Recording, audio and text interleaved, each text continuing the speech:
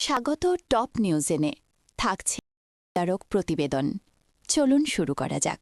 সূচনা। বাংলাদেশে ক্রসফায়ার শব্দটির প্রাতিষ্ঠানিক প্রচলন শুরু হয় মূলত ২০০৪ সালে। কোন সরকারের আমলে? তৎকালীন বিএনপি জামায়াত জোট সরকারের আমলে এটি শুরু হয়। প্রেক্ষাপট: ২০০৪ সালের ২৬ March elite force rapid action battalion RAB গঠিত হয়।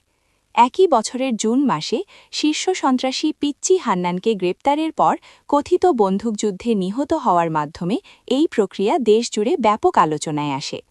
মূলত চরমপন্থী দমন ও আইনশৃঙ্খলা পরিস্থিতি নিয়ন্ত্রণের অজুহাতে এটি চালু করা হয়েছিল।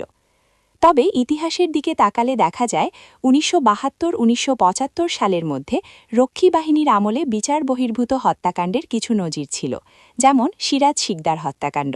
কিন্তু আধুনিক বাংলাদেশে ক্রসফায়ার বা বন্দুকযুদ্ধ পরিভাষাটি ২০০৪ সাল থেকেই রাষ্ট্রীয়ভাবে ব্যাপকভাবে ব্যবহৃত হতে থাকে। ২.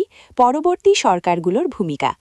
বিএনপি সরকারের পর ২০০৭-২০০৮ সালের তত্ত্বাবধায়ক সরকারের আমলে এই ধারা অব্যাহত থাকে। এরপর ২০০৯ সালে আওয়ামী লীগ সরকার ক্ষমতায় আসার আগে নির্বাচনী ইশতেহারে বিচার বহির্ভূত। তবে বাস্তবে ২০০৯ থেকে পরবর্তী ১৫ বছর এই হার কমার পরিবর্তে ভিন্ন মাত্রা পায়, যা প্রায়ই রাজনৈতিক প্রতিপক্ষ বা মাদকবিরোধী অভিযানের নামে পরিচালিত হওয়ার অভিযোগ ওঠে। ৩. ক্রসফায়ার স্থগিত বা হ্রাসের সময়কাল।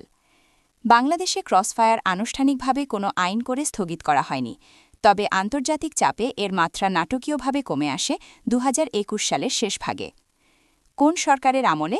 আওয়ামী লীগ সরকারের আমলে। সাল ও তারিখ ১০ ডিসেম্বর ২০২১। কারণ: মানবাধিকার লঙ্ঘনের অভিযোগে যুক্তরাষ্ট্রের অর্থ দপ্তর, ট্রেজারি ডিপার্টমেন্ট, র্যাব এবং এর ৭ জন সাবেক ও বর্তমান কর্মকর্তার ওপর নিষেধাজ্ঞা আরোপ করে। এই নিষেধাজ্ঞার পর থেকেই বাংলাদেশে বিচার বহির্ভূত হত্যাকাণ্ড বা ক্রসফায়ারের ঘটনা প্রায় শূন্যের কোঠায় নেমে আসে।